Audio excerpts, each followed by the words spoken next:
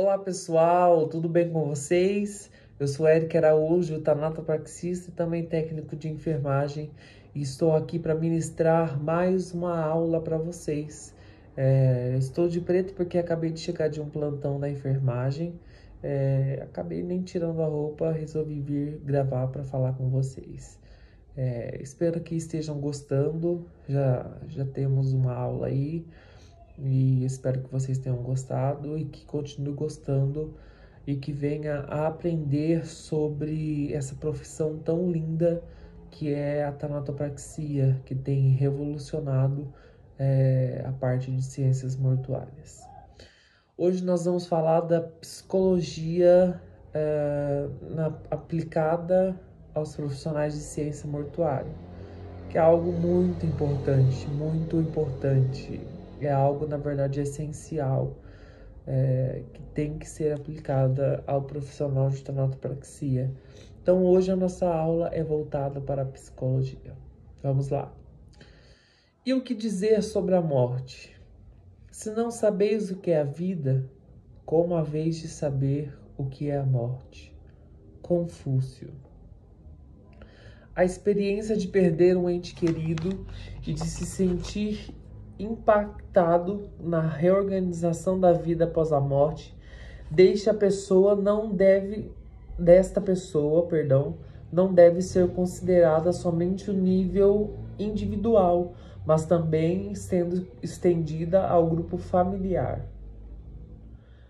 Pensando no ciclo da vida da família, a morte tem um significado diferente para cada um dos seus membros familiares. E para cada uma das fases específicas desse ciclo, seja a figura morta, um pai, uma mãe, um filho pequeno ou adolescente, morte na família é um tema tanto individual quanto grupal, realmente. É algo que cada um tem que viver a sua parte, especificadamente individual, mas também tem a parte da família toda, né? Lidar com a morte faz parte do cotidiano de muitas profissões. A morte é presente constante em nossas vidas, seja perdendo um ente querido, seja perdendo um conhecido, na mídia, nos hospitais, nas empresas funerárias, nos cemitérios. Ela é real, incontestável e certa de acontecer. Como todo mundo diz, a gente tem que dar um jeito para tudo, menos para a morte. E realmente. E como diz o texto, a morte está constantemente por perto de nós. Eu tive muitas percas familiares, inclusive nesses últimos anos eu tive muitas percas. A minha amiga, a Isabelle, que eu já citei ela para vocês, falou: Nossa, Eric, quantas pessoas da sua família estão partindo tão perto um do outro. E realmente foram muitas percas. Minhas tias, duas tias, um primo, dois tios, que era meu padrinho, um deles. Então, realmente, esses últimos anos têm sido bem difíceis para mim e para minha família. Eu já contei a história aqui, eu acredito que eu já contei a história aqui sobre a minha tia, que eu considerava como uma mãe. Considero até hoje, não considerava, considero. Para aceitar a morte dela, mesmo sendo profissional da saúde, mesmo sabendo as etapas da vida, mesmo sabendo que ela foi bem cuidada, mesmo sabendo que estava sendo feito o que tinha que ser feito, mesmo sabendo de tudo, de estar a par de toda a situação, uma intimidade maior com o médico, conversei com ele, mas ela veio a falecer e eu não acreditava. Eu não acreditava, eu não aceitava a morte da minha tia. Porque muito apegado, assim como eu sou com a minha mãe, eu era com ela. E sinto muito falta dela. E E aí eu conto a história de que quando ela faleceu, eu liguei no hospital, falei assim, olha, eu sou um dos responsáveis pela Sônia, que era minha tia, é minha tia. E eu sei que eu tenho o direito de ver o cadáver antes da funerária retirada do necrotério. E a gente tem esse direito. Não aconselho, tá? Mas a gente tem esse direito de ver o cadáver antes dele ir pro necrotério. Não quando ele estiver no necrotério, antes da funerária tirar ele do necrotério. E aí eu liguei pra Isa e falei, Isa, conversei com o pessoal aqui. Na época eu chamava ela de Isabelle, porque a gente tava. Foi nesse dia que a gente se conheceu, na verdade. Não, no velório da minha outra tia, que faleceu 45 dias antes dessa. Eu falei, conversei com o pessoal do hospital e eu vou ficar aguardando a chegada de vocês, porque eu quero ver o corpo dela como está. Como ela está exatamente agora, sem nenhum procedimento, sem ter feito nada com ela ainda. Aí eles, tudo bem, a Isa e seu pai foram pessoas especiais na minha vida, são pessoas especiais na minha vida. Talvez nem eles saibam o quão especiais eles são na minha vida. E aí eu vi a situação que a minha tia estava. Eu acredito que outro familiar ver aquela situação não aguentaria. Por uma parte foi bom para mim, mas por outra parte foi ruim porque eu fiquei com aquilo na cabeça. Mas foi aí que eu conheci o processo, a técnica de tanatopraxia. Então eu vi a minha tia ali após o falecimento dela, algumas horinhas após, e já vi como estava o processo de decomposição, que já se inicia, né? Faleceu e inicia esse processo de decomposição, que faz parte da vida. E eu vi o antes, e quando eu vi o depois, eu falei, meu Deus, como é feito isso? Aí me veio a curiosidade de saber como é feito isso, como deixaram minha tia assim, tão linda. Ela tava com a pele rosadinha, como se estivesse viva e dormindo. Parecia que ela estava dormindo. A boca dela arrumadinha, nada de colação, nada de algodão aparecendo, ela estava perfeita. E foi aí então que eu comecei a assistir os vídeos da Josi pelo TikTok, da Josiana Oliveira, minha instrutora. E aí eu fui me apaixonando, estudando cada dia mais, vendo cada dia mais. Aí ela vende mini cursos também. Eu comprei todos os mini cursos dela, fiz os mini cursos dela, fiz outros cursos externamente de outras denominações e fui me aprofundando até chegar à parte da parte prática mesmo, que eu fui para São Paulo, na Agnus Dei, no laboratório da Agnus Dei, com a Josiana Oliveira. E aí eu aprendi como se é feito o processo desde a chegada do corpo no laboratório até a saída dele pronto para ser velado, porque a gente aprende do início ao fim, até a ornamentação, a necromaquiagem, eu vou falar de tudo isso com vocês, tá? E aí eu fiquei apaixonado, e sou apaixonado pela tanatopraxia.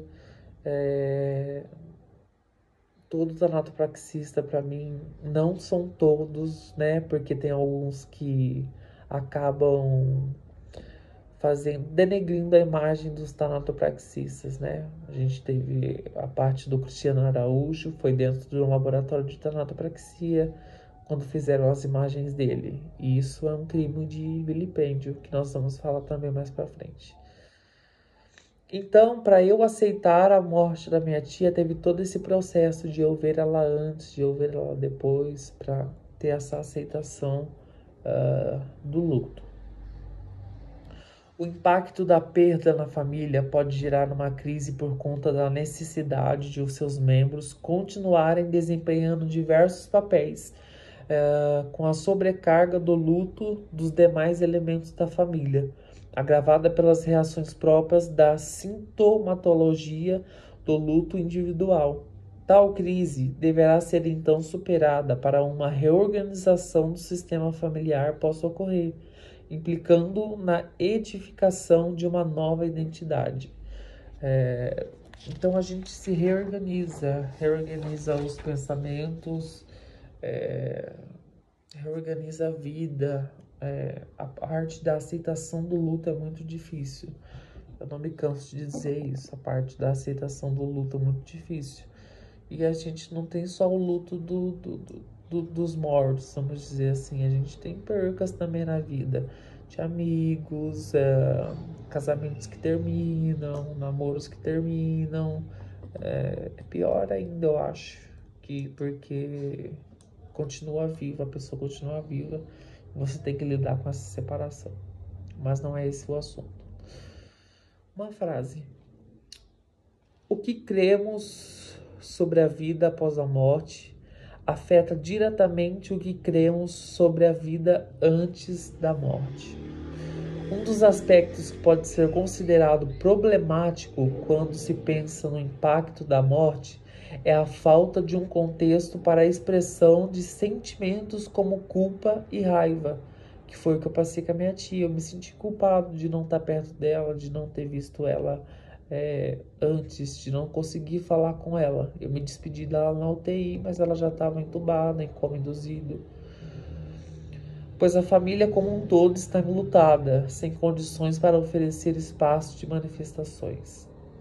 Também o isolamento familiar, ou seja, uma impermeabilidade no meio externo, as redes de apoio externas, como os amigos e o trabalho, pode fechar ainda mais o sistema. Compreender e entender esses fatos poderá ser de suma importância para que o profissional da tanatopraxia possa ser necessário auxiliar os membros de uma família na hora do trabalho com o corpo, no momento esse que às vezes acontece no decorrer das atividades de tanatopraxia. É importante frisar que a morte tem um significado diferente para cada um de seus membros e para cada uma das fases específicas desse ciclo. Seja a figura morta um pai, uma mãe, um filho pequeno ou adolescente, morte na família é um tema tanto individual quanto grupal. Outra frase. Quando a morte vem chegando, parece que as pessoas ficam em paz. Param de lutar contra ela e se entregam como uma docilidade quase impreensível. Falar sobre morte é muito delicado, falar sobre a perca é muito delicada. Por exemplo, recentemente eu perdi uma amiga, uma grande amiga. E eu falo que eu sou muito grata a Deus por ter encontrado ela antes, ter abraçado ela antes, ter conversado com ela antes. Então, uma parte religiosa também faz parte para ajudar ou não na aceitação do luto, seja de qual for a religião. É o que a gente leu aqui, o que eu falei da frase. O que você acredita no que vai acontecer após a morte é o que se vai dar na sua aceitação do luto. É o que vai te ajudar ou te prejudicar na aceitação do luto.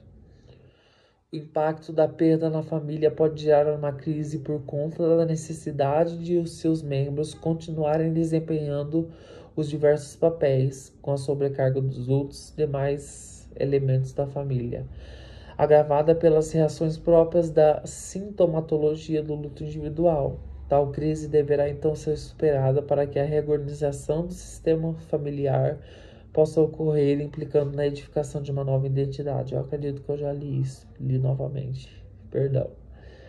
Um dos aspectos que pode ser considerado problemático quando se pensa no impacto da morte é a falta de um conceito de expressão, Um conceito para a expressão de sentimentos como culpa e raiva. Eu também já li isso para vocês. Como culpa e raiva, pois a família como um todo está enlutada, sem condições para oferecer espaço de manifestações.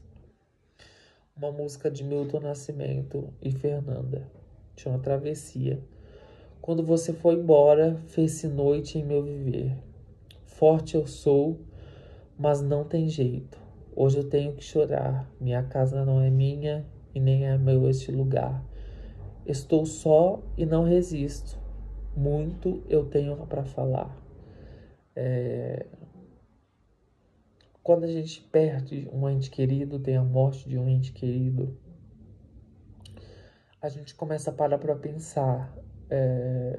Eu devia ter falado isso antes, eu devia ter abraçado mais, eu devia ter beijado mais, eu deveria ter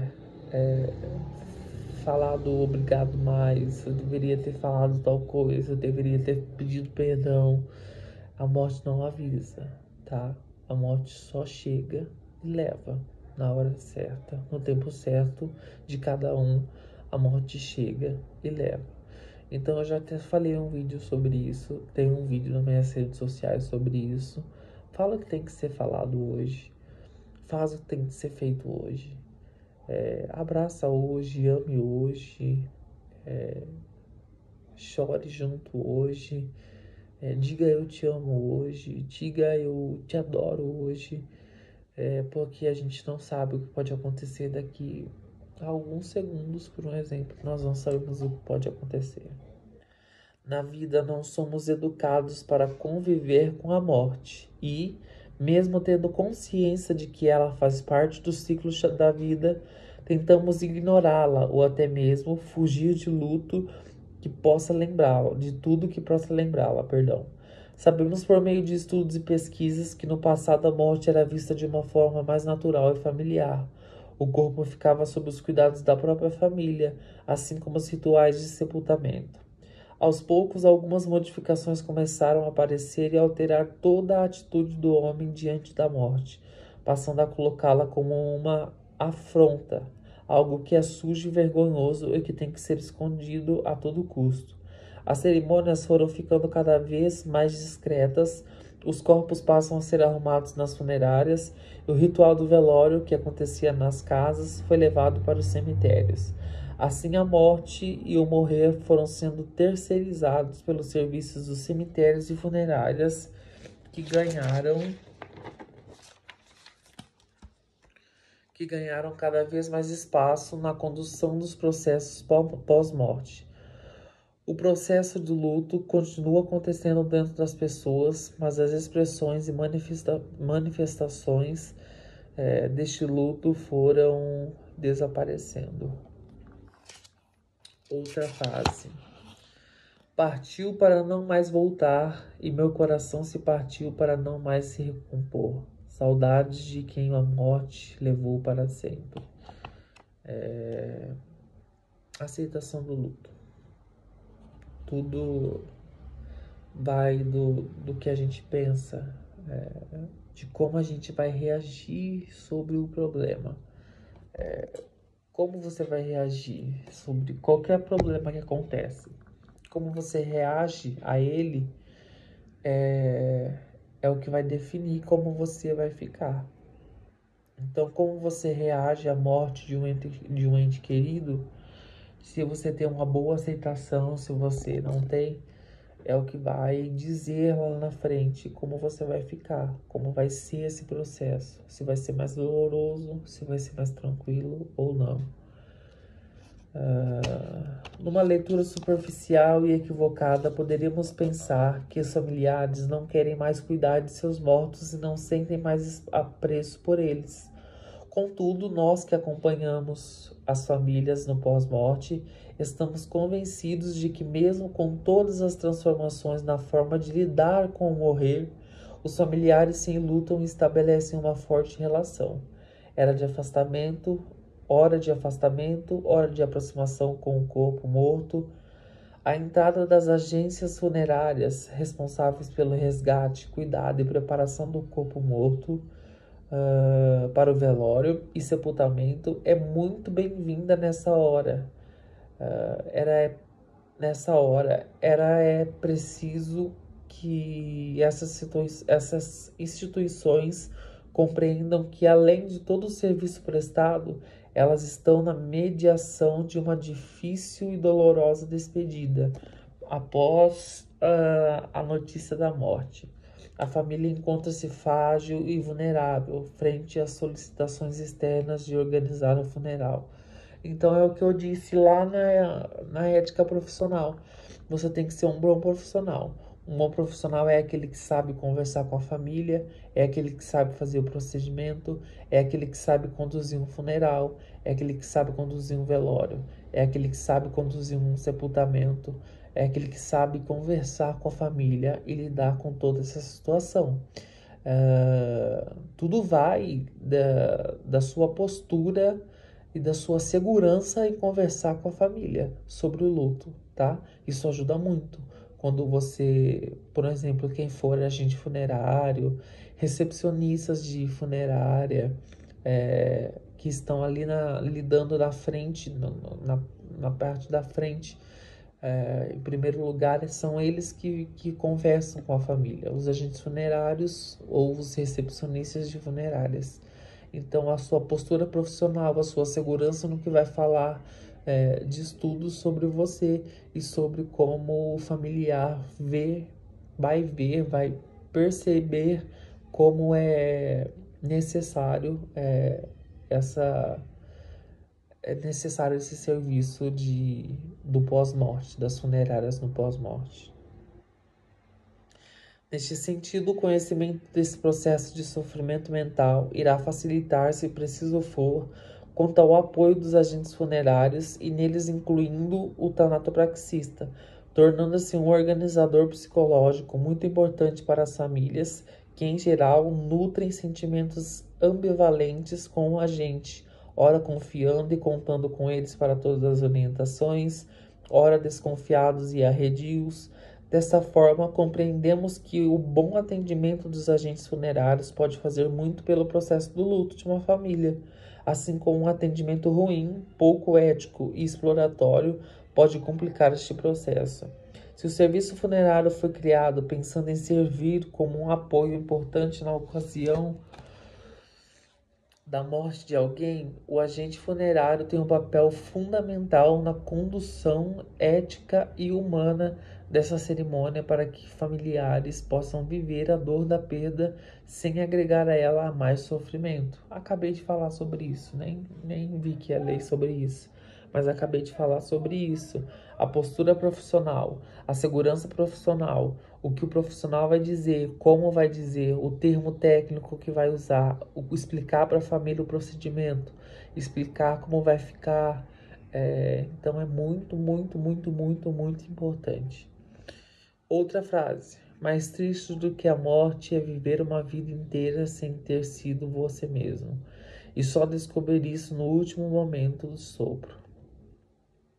Os agentes funerários, em especial o tanatopraxista, deve ser um profissional extremamente ético e muito bem treinado para um atendimento sempre personalizado. Deve funcionar como um organizador das situações mais difíceis, sendo reconhecido muitas vezes como um conselheiro e uma figura de muita importância para a família. Prestar assistência à família em assuntos referentes ao velório, tratamento do corpo na sua plenitude e o encaminhamento ao sepultamento é, portanto, uma tarefa indispensável do profissional de tanato, que deve zelar por uma conduta empática e segura junto aos familiares. Falamos sobre isso já. Essa postura pode colaborar com uma boa condição de luto da família. Na medida em que presta um serviço importante de qualidade, consideramos que os serviços funerários deverão existir mais em seu capital humano, porque lidar com famílias enlutadas requer preparação e um olhar amplo sobre a morte, o morrer e o processo de enlutar-se. Infelizmente, trabalhar com a morte não dá status e nem reconhecimento social. Vimos no histórico, traçado no início desse contexto, que tudo que diz respeito a esse tema tem sido renegado. Precisamos dizer que, embora não sejamos reconhecidos como deveria, devemos sentir-nos privilegiados pelo trabalho que realizamos, pois só quem trabalha do lado da morte é que pode se ressignificar e compreender a sua própria vida. Confúcio já nos advertia sobre a possibilidade de compreender a vida pelo viés da morte. Diz Confúcio.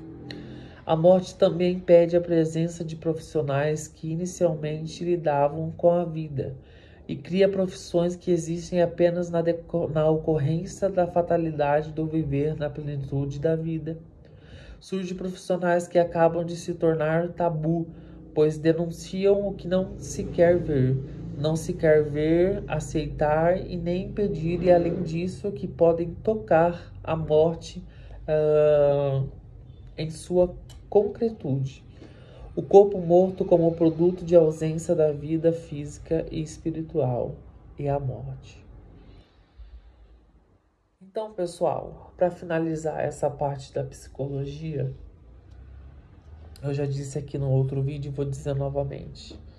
Uma dica: nunca compare um corpo que você vai preparar no tanatório com algum familiar seu, porque você não vai conseguir completar o processo de tanatopraxia naquele corpo, tá? Nunca se assemelha.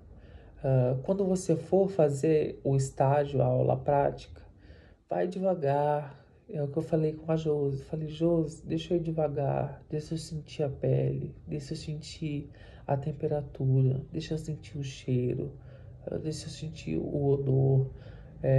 Vai devagar, tá? Sempre vou aconselhar e continuar aconselhando. Faz os minicursos, seja comigo, seja com as Rose, seja com qual tanatopraxista for, que seja de qualidade. Para você já ir abrangendo esse conhecimento sobre a tanatopraxia e como se lidar com a tanatopraxia. Porque você vai ter que lidar, assim como a gente no hospital, eu como técnico de enfermagem posso dizer isso, lidar com crianças doentes, com jovens doentes, é diferente de lidar. Parece que há uma diferença em lidar com idosos e lidar com crianças, adolescentes que aconteceram algo grave. Então, lá no tanatório você vai encontrar um bebê, uma criança pequena, adolescentes, jovens. O que mais me impactou quando eu fiz a tanatopraxia foi preparar o corpo de jovens da minha idade. Porque eu falei, poxa vida, podia ser eu que estava ali. Podia ser o meu corpo que esse pessoal está preparando, que a minha turma está preparando. Então eu fiquei muito impactado. Eu acho que eu cheguei a citar no outro vídeo. Teve uma hora que chegou dois jovens, um morto acidentalmente, num acidente de trânsito, e o outro morto por arma de fogo, por tiros. E aí, depois que nós preparamos o corpo deles, eu fiquei ali e eu olhava horas e horas e horas e refletia sobre a vida. Quem faz a tanatopraxia, e como diz o texto aqui que nós lemos, quem faz a tanatopraxia começa a ver a vida de uma outra maneira e a morte também. De um jeito bom, eu digo, de você saber mais, ter mais conhecimento. A humanidade padece por falta de conhecimento. Então, para ter mais conhecimento. Então, lembrando da dica, não assemelhe nenhum corpo a um familiar seu, porque você não vai conseguir terminar aquele processo de cuidar, de tratar com o corpo. E trate da sua mente. Lembre-se, é o seu trabalho, é um corpo, é o amor da vida de alguém. Tem uma família lá fora esperando por esse corpo prontinho, bonitinho, organizado, muito bem feito, com um trabalho muito bem feito, para uma despedida mais agradável e com menos sofrimento. Essa foi a aula de psicologia na tanatopraxia.